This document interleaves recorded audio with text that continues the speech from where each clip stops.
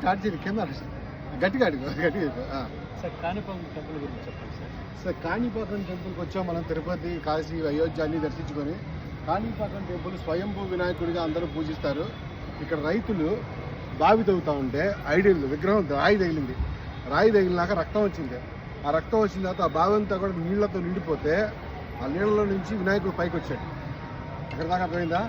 ఆ పూలు వచ్చి ఆ తర్వాత ఏమైందంటే ఆయన్ని స్వయంభూ వినాయకుడిగా అందరూ పూజిస్తారు.